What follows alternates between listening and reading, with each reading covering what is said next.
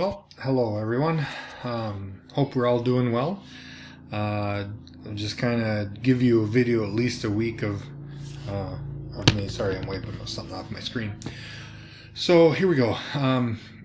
The train, a lot of you shared with me, a lot of you have tried to answer questions. It's kind of the easiest way right now is if you struggle with something to email me. I can give you dimensions of mine, which probably helps some of you. And I'll make a couple of videos, maybe the cow catcher, but it seems like everyone's cruising right along with that.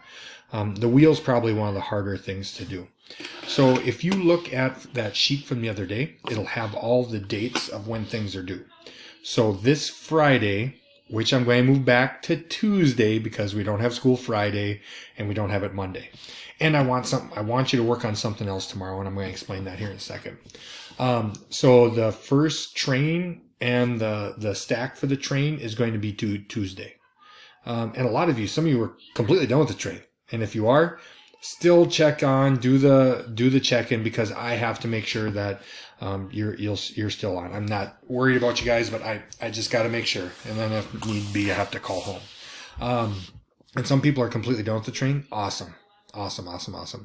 So if you are, man, you're going to have an easy month. And if you want, I can open up, I think I'm going to use a Photoshop, but it's online. I'm getting some people to test it this weekend. So we can do that. So here's going to be our assignment today. It's not hard, but I want you guys to be made aware of it, because I think this is a interesting time in America, as a lot of you seniors are seeing right now as our school year, the way it's ending. Like I said before, it's heartbreaking and it's tough. I just can't imagine ending your year like this. So, but one of the things right now is going around is trying to prepare hospitals so when they do get more patients, so they have the proper equipment, right? You probably heard about that, things like that. Well, 3D printing has come really, really big right now. It's huge, actually. It's weird. I follow a couple of Facebook groups. I think one's called the Open Source of COVID-19 3D printing or something like that. But all it is people trying to create masks, and not like your mask here, but like the band mask with the face shield. They do create some of these where you can slide in a actual little respirator, or not a respirator, but a little filter. So, and it's really big right now. I mean, it's everywhere. They're also trying to make ventilators with them. You should see some of these things people are coming up with. And that's ultimately what I want you to do, is for this assignment. I'm going to flip here and to this. So in Google Classroom under classwork, you're going to have this sheet, and here it is. Here's our introduction. And this was done today. I did it.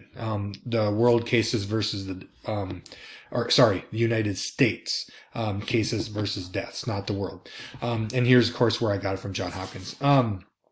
What I want us to do is I would like you to find one article somewhere on the internet. I don't care, because there's tons of them right now. And there's lots of different stories of these people and of what they're doing. So what I'd like you to do is find one article on how 3D printing with the COVID-19 or 3D printing, how are they using it to battle this pandemic. Once you do that, I want you to put the URL right here and just paste it. And I would like you to summarize, went too far. I'd like you to summarize that article in 5 to 7 sentences. What's it about? Why is it good? Why are we using it? Why do we need it? And then this is what, on the last part here, is I would like you to find websites, or what are they actually using 3D printing for? I talked about like this little headband with the face shield is one. There's so many more, and I'd like you to find a couple and see if you can find something that, believe it or not, I got a phone call the other day asking if I could start doing this. So, and I put that in there. I actually fast-tracked to get the 3D printer here in Piers tomorrow, and I'm going to start printing. We're going to start constructing some of the masks. And you're like, oh, wow, why do we need that? Well, a couple things. Hospitals, and it's not, don't think of like those, I think they're N95 masks. Think of like the face shields, because if you are intubating someone, you can't do it without a face shield or a mask because those people are breathing on you, and healthcare workers, they need these things. Okay. And first responders, I had someone get a hold of me from there. Law enforcement, I had someone call me from law enforcement. They want these things. Even people working in nursing homes, to keep people safe, everyone safe, ultimately. So, it's not a long assignment. So what I'd like you to do is find a website of how is 3D modeling and COVID-19. What are they doing? There's so many things. I want you to find something and just put the URL right here and then summarize it in 5-7 sentences. Second part is find a website. I want to see some 3D printed ideas for masks. Maybe you find some files. Awesome. Or whatever. There's so many different ideas out there, things that you probably wouldn't even think of. So I think it's a relatively short assignment, but it's definitely something that has to deal with what's going on in the world at right this minute.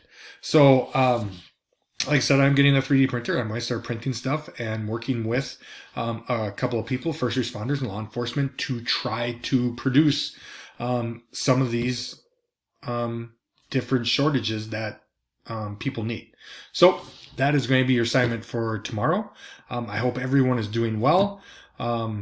And social distancing, I guess. So, all right, we'll talk to you soon. Bye.